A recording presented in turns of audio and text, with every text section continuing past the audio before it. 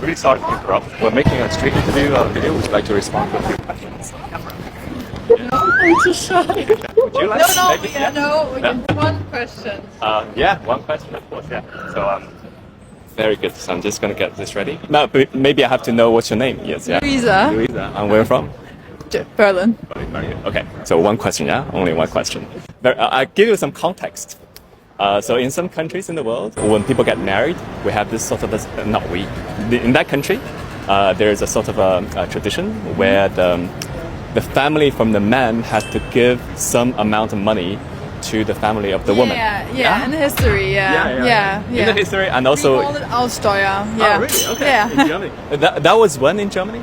It was 100 years ago. Now it's not like useful, but sometimes the parents of the bride have to pay the wedding. Yeah. So that's like the modern way. So what do you think about this system? Do you think it's like a good thing, or do you think like it's like a... I think it's not good and it's very bad because I think it's very old and you have to buy the woman. Like the woman has to give you money that the woman can live with you. I hate it. I'm very happy that it's not like in our time now and we live in a very good world where it's like everyone is like equally and yeah. That's really amazing. Ich habe noch eine Frage. Yeah. Deswegen, wie definierst du die Unabhängigkeit der Frau? Also ich definiere das so, dass eine Frau und ein Mann die gleichen Rechte haben, das gleiche Geld bei der Arbeit bekommen. Auch sozusagen, was ich auch, wenn man ein Kind bekommt, dass die Mutter sozusagen in Mutterschutz geht. Aber eigentlich kann der Mann ja auch zu Hause bleiben und die Frau kann eine Karriere haben. Das ist für mich sozusagen auch ganz wichtig bei Gleichberechtigung. Und auch, dass zu Hause alle an einem Tisch sitzen können. Das ist ja auch in manchen Kulturen nicht so, dass die Frauen an einem anderen Tisch sitzen müssen zum Essen. Ja, das ist so für mich Gleichberechtigung, dass einfach alle die gleichen Rechte haben. Ja. Okay, super, danke. Bitte schön. 我在做字幕的时候发现一个比较有意思的文化差异，就是德国以前其实也是有彩礼习俗的，只不过这个礼金呢是女方给男方，德语里叫做 Aussteuer 或者 Mitgift， 就是可以翻译成嫁妆的意思，就是女方结婚的时候附带的一些礼品，比如说一些餐具啊或者床上用品、家具之类的，也可以指女方家庭给新婚夫妇的直接财产支持。而且这个东西是男方的社会地位越高，女方她要购买的嫁妆的品质就越高，所以也是经常有那种女方家庭因为要支付的费用太高而倾家荡产的案例。所以视频里那个女生采访的时候，她还会说，就觉得这种习俗非常的垃圾，就好像是女方用钱去买一个和男方同居的资格一样。然后另外还有一个词叫 Brautgeld， 就是男方家庭支付给女方的礼金。但是由于德国是婚姻自由，收取彩礼普遍认为是不道德的，一般是象征性的收一点。不过另外有个习俗叫 Morgengabe， 就是新婚之夜之后的第一个早晨，丈夫赠送给妻子的一切财产，包括钱、房子、车子、债券等一切有资产价值的东西。但是现在随着时代的发展，这些习俗普遍被认为是买卖女性，所以已经几乎看不见了。然后我声明一下，就以上这些内容都是我在国外网站上找的资料，和我个人观点没有关系，我不做评价。如果觉得我这个资料找的有误的话，欢迎评论区指正。Hello, what is your name? Bihla. Bihla. Okay. Oh, where is that name from? Finland. Hyvä päivä. Mitä kuuluu? Minä olen Yuan. Suomea on kaunis maa. Are you heterosexual? Asexual? Bisexual? Yeah. If you're dating like with a man, who's gonna pay for the bill if you go out for dinner? I mean, in Finland, it's pretty 50-50. Usually, if I don't know someone that well, usually it's like we pay for our own food. But a lot of people I know that when they're like in a serious relationship, maybe then they like pay for each other. But I feel like it's pretty 50-50. Yeah. Okay. And do you think in Finland, when you preparing to get married, it's important for the man to earn more money than the woman, or what is the case? No, I feel like in Finland usually the relationships go best if both people earn about the same amount of money. Yeah. Culture is very 50-50, so... Yes. Also, in some countries, before you get married, people tend to get ready by purchasing a house. And normally it's like, we're talking about this type of culture, like where men buy the house to get ready to to marry a woman. So, what do you think about this type of phenomenon? Usually people buy a house after they get married because the I guess benefits is better. So if someone dies, it's really like that kind of thing. It's really complicated if you're like not married. So if you want to like own a house together, so if someone dies or gets sick, it's really complicated. But after you're married, it's like a lot easier. So usually it's like a marriage thing. Okay. So in some societies, in some parts of the country, when the man and the woman get married, the woman's family will require the man's family to send a certain amount of money. And sometimes that amount can be pretty big. If you calculate by purchasing power, it would be something like equivalent of 10,000 euros. Definitely it has been in Finland. Like there has been like if you get married to someone like cattle or a house or something. But I think after like World War II, when women started getting in the workforce, it has kind of like completely disappeared. And one last question. In Finland, how do people tend to define independent woman? I feel like my opinion is pretty standard, and usually people just define independent woman as someone who can fend for themselves and goes to work. And I don't think the like bar is very high. In Finland, we're very like everyone. It's not that much of a collective society. Everyone's very like for ourselves. So could you tell us a little bit about the feminist movement in Finland? More right-wing politics has been coming back to Finland. Like some people are they want the traditional roles, but in the like scheme of Europe, I feel like Finland's pretty. I think usually like men and women are pretty much on the same level, but there's definitely some issues that are on the global scale. So yeah. And what would be the biggest issue in Finland? I feel like even in Finland, usually if women and men get paid the same, they don't get the same kind of job opportunities. So usually there has been like some research that if a woman and a man start at the same position, the woman is like in 5 years usually at the same position, and the man has been like getting promotions. So usually like it's not so much on the paper, but it's like the mindset. Okay, very good. That's good, yeah. Thank you very much. Thank you. 你英语口语为什么这么好啊？因为我在国外每天都在说英语啊。哎，我现在就非常后悔，我之前为了学德语，整整2年没有说过英语，所以我现在在德国这边遇到那种不会德语的外国人，跟他们交流起来其实还蛮费劲的，所以我现在也是在自己自学英语。所以你有没有什么学英语的 tips 给我？就多说呗，就每天持续的跟外国人说英语，持续的多说，然后听他们会用什么样的表达方式，然后把这些他们用到的、说到的表达方式融合到你自己的语言里边，大概就这样。但是我觉得你比较社恐，所以说就其实用 APP 也行。对于我这么社恐的人，或者说在国内没有这种语言环境的人，百思展旗下的番茄英语就是一个很不错的选择。它是一款基于国外实景制作的英语学习 APP， 所以就非常的适合想出国留学或者说外企职场的打工人。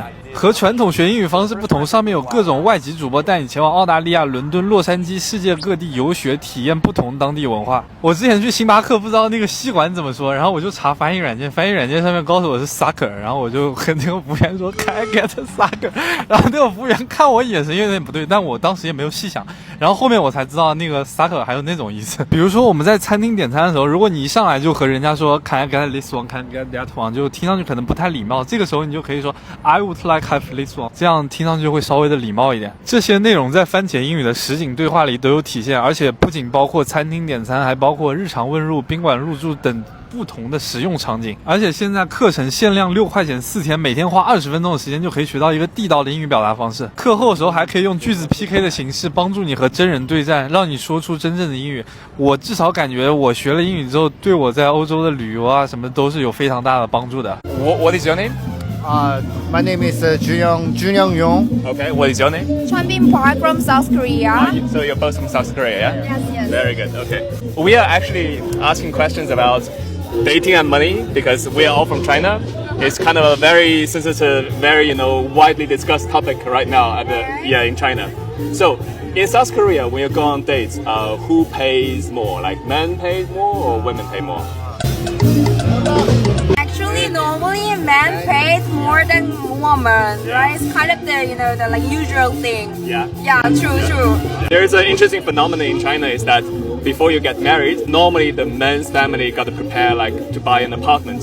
You buy an apartment first, and then you get married. Is it the same thing in South Korea? So I just translate to Nowadays it's changed because before it's like we have the same culture as China, but nowadays like we can divide it equally to both to buy home, like we're preparing for the marriage.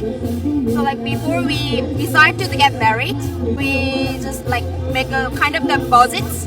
After that, you can gathering the money together. Yeah. So like nowadays changing in Korea. All right. Yeah, actually, that's related to my next question. Is that in China, I'm pretty sure in Korea you might have this similar system.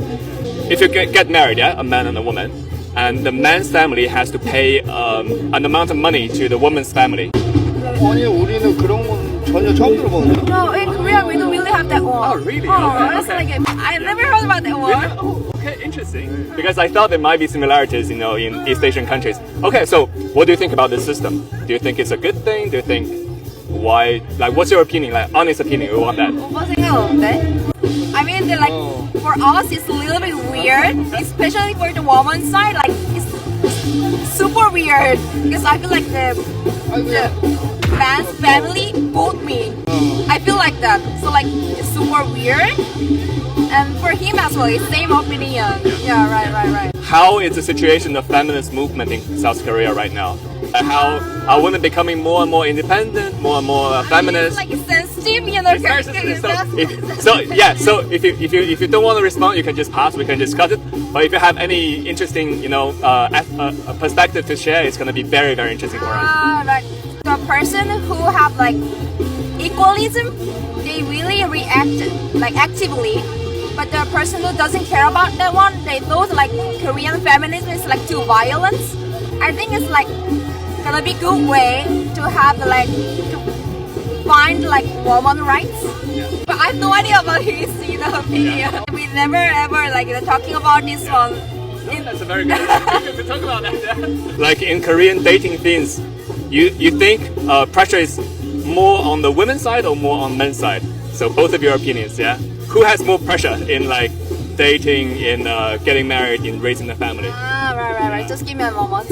우리나라는 남자가 조금 더 크지 않을까? 뭐 때문에? 경제적인 거? He thought like men get more, pressure because of the economic side. Because we need to, even we are gonna, divide it equally to, get new house or blah blah blah. But still, they have more, pressure on the money. What about you? Your opinion? For me, also I like agree with him because like nowadays changing, but still they need to pay more, and also like they also pressure on the age as well because like if we're getting married too late and family talking about that one, and not even family, and like people thought like they have like problems, that's why they can like he cannot get married, blah blah. And it's the same as the woman as well. Yeah, I But see. still the man have the more pressure. Okay, that's really awesome. Now, actually, the government is trying to eliminate that, but it's still, in some regions, it's like a sort of like a tradition thing. So in some regions, they used to do that. On the policy level, we're not trying to encourage that. So yeah, that's basically what's happening. Yeah, super interesting. Yeah. Thank you. Thank you. Yeah. Bye. So basically, in some countries in the world, when two people get married, and the men's family has to pay a certain amount of money to the woman's family as a time. I think it's in English it's called dowage system. Yeah, but isn't the dowry the other way around, where the woman's family has to pay? Yes, that's true. What's your opinion about this phenomenon? I mean, I think it's kind of outdated. It's like kind of like a business transaction at that point. Or like it's kind of dehumanizing to some extent. So I don't see any merit in it. How would you define in the modern society an independent woman? I mean, I think that depends on your priorities in terms of like what you want to do, because I think it's kind of like it's about freedom of choice to some extent, which is not to say that I'm pro-choice feminism, wherein anything a woman does is inherently feminist because it's her choice to do so. Because if you take like larger societal, structures into account and historical context, I think in being an independent woman to some extent just means being financially independent and I guess emotionally independent. I think can look different for everyone. Yeah. But yeah, I think it's just being able to like live by yourself and exist by yourself without needing to depend on anyone. Würdest du dich selber als unabhängige Frau Würde ich sagen, schon unabhängig von Männern bin, aber finanziell bin ich schon ein Stück weit von meinen Eltern noch anfängig. Also in der Hinsicht nicht, aber ich bin von niemandem abhängig, von dem ich nicht abstamme. Und ich plane es auch nicht zu sein. Studierst du noch oder was Ja, machst du gerade? deshalb. Ja, also ich studiere noch. Wer soll beim ersten Date zahlen? Ich bin 50-50 oder was ich auch vielen Freunden mache, so einmal zahlt die eine Person, einmal zahlt die andere Person, so taking turns und das gleicht sich da schon irgendwie aus. Okay, das war's die Frage. 就我之前拍了一个波兰女生的采访，她不是说她想嫁给中国人吗？就那其实很多人不信啊，说我请演员什么的。但是这个东西呢，就至少从我体感来说，欧美这边的很多女生还是比较喜欢亚洲或者说中国男生。当然，这个东西其实也是幸存者偏差，因为可能在这边的男生普遍来讲都还算比较优秀，也不是说在中国大街上随便抓一个男生过来，这些欧美的女生都会喜欢的。你在巴黎是不是经常 date 别的国家的女生？对啊，那你觉得他们会在意你是什么国籍这种吗？这个事情其实也是幸存者偏差，因为我既然 date 了这些人，他肯定这些人是不在意就是对方是什么国家的。这个话题其实是一个比较有禁忌的话题，就是说一个人他就算他会介意这个，会有一定特定的选择标准，他不会明说出来。那有没有人是因为你是中国人，所以才跟你 date 的那种？之前的确是有过一些 date 的经历，法国女生是会特意来 date 亚洲男生的，是有这样的。OK， 其实我觉得绝大多数欧洲人他不太 care 你是什么国籍，就你人有趣就可以。就很多人觉得欧美这边女生不太喜欢亚洲男生，我觉得主要有2个原因啊，一个是因为你不打扮，二是因为语言不太行。就如果你打扮的还行，然后语言也可以无障碍交流的话，谁管你是哪个国家来的？就你想一下，如果你们班上有一个打扮的还可以，然后也人比较有趣，比较能跟你无障碍交流留学生，你不会管他是印度来的还是美国来，你都可以跟他 date， 对吧？就你不能想着说你是一个亚洲男生，然后会被怎么样，然后去带入这个预设条件去跟人家交往，就反过来也是一样的。如果你语言又不会，然后又不打扮，那人家不可能说因为你是中国人或者因为你是美国人就爱你爱得死去活来的，对吧？毕竟绝大多数学校里的同学们都是心智正常的成年人。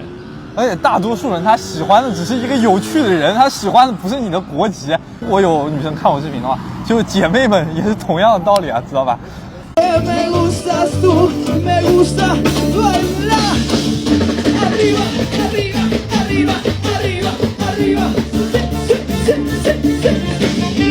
好了，本期视频到这里就结束了。大家之后如果还有什么想看接受采访，都可以写在评论区留言告诉我。大家下期视频再见，拜拜。